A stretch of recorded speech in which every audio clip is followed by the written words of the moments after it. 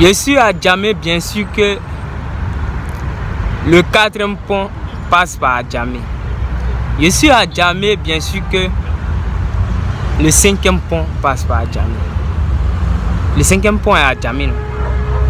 Vous me regardez, regardez.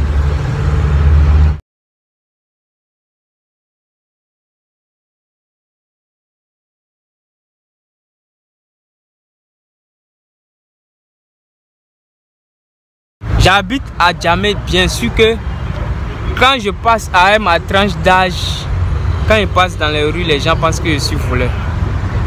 Ouais, c'est comme ça. Si tous ceux qui viennent des autres communes, ils oublient que 99% des voleurs d'Abidjan, 99% des voleurs d'Adjamé plutôt, ne viennent pas d'Adjamé. C'est les gars qui quittent dans les autres communes pour venir voler à Djamé. À Djamé, son nom est gâté, mais le nom de leur commune n'est pas gâté. Mais en réalité, ces gens ne sont pas à Djamé. C'est ce que vous oubliez. Vous oubliez que ces voleurs-là ne sont pas à Djamé. C'est les gars, c'est comme si ceux qui quittent à Djamé, à Yopougon, dans toutes les communes d'Abidjan pour aller soit travailler au plateau ou bien travailler à Cocody. C'est comme ça les voleurs là sont. Ils quittent dans leur commune pour ne pas que leurs parents les voient, pour aller voler, pour venir voler à Djamé. Donc, ne confondez pas les choses. Les jeunes d'Adjamé ne sont pas des voleurs. Ce sont les gens qui vont à l'école, ce sont les gens qui travaillent, ce sont les gens qui cherchent l'argent, comme tous les autres garçons, tous les autres jeunes d'Abidjan. J'habite à Djamé, bien sûr que quand tu arrives dans les autres communes, quand tu parles d'Adjamé, bon, à Bobo, les gens ont peur de toi et ils te voient en Nouchi en même temps. Ils me disent, tiens, gens, ils sont tout le temps étonnés. J'habite à Djamé, bien sûr que quand tu veux aller dans les autres communes, c'est très facile. Très facile quand tu veux aller à Yopougon, quand tu veux aller à Tréji, mais quand tu veux aller à Benjerville ou bien Bassam, ah là, le transport est beaucoup, hein.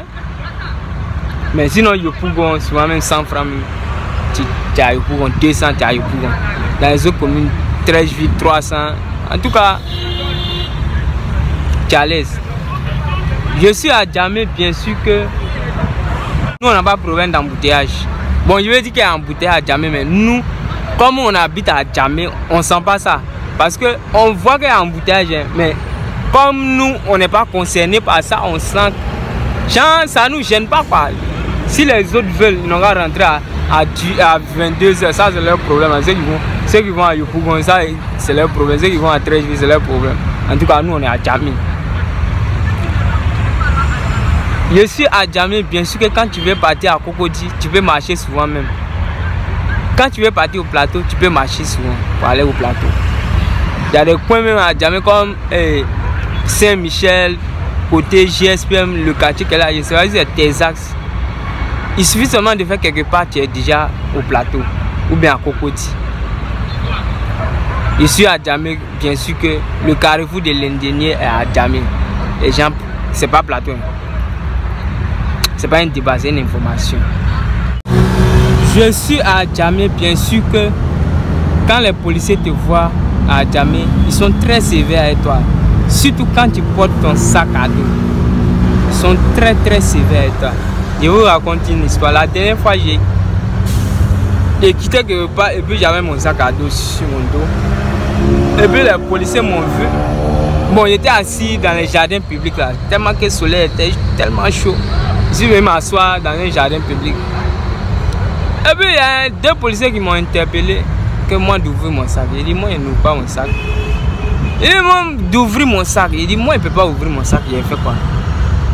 Que c'est contrôle de routine. Je connais le contrôle de routine. Souvent même tu ouvres ton sac, il n'y a rien dedans. Et puis ils te disent encore que c'est rafle général ou mais quelque chose quoi. Non, tiens, ils n'ont pas ouvert mon sac, ils ont pris mon sac, ils m'ont pris, ils sont allés me mettre dans leur bâcher là, leur cargo là. Moi, maintenant à la police, ils ont ouvert mon sac, il n'y avait rien dedans, ils m'ont laissé. Il y a une autre histoire encore. Là, il était au pont Ferraille, au niveau du pont Ferraille. Il partait voir qui là même.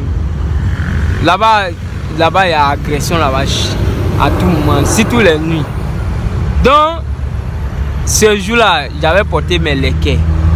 Voici mon malheur qui est là. Et puis le gars de CRS m'a vu.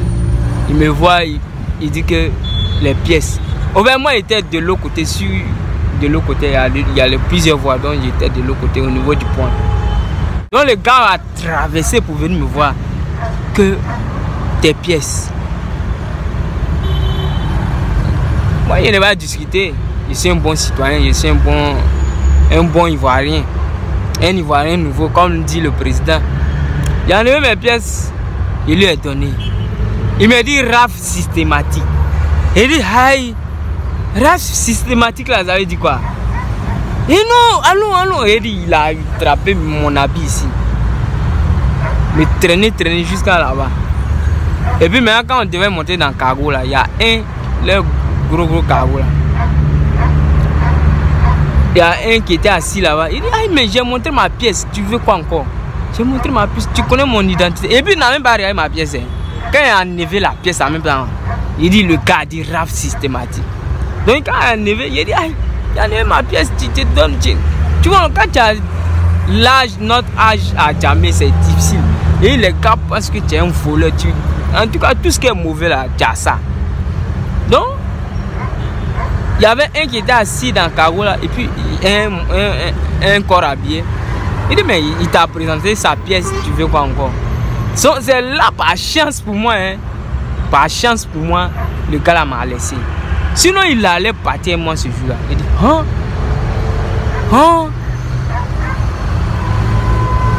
c'est ce qu'on vit à Djamé.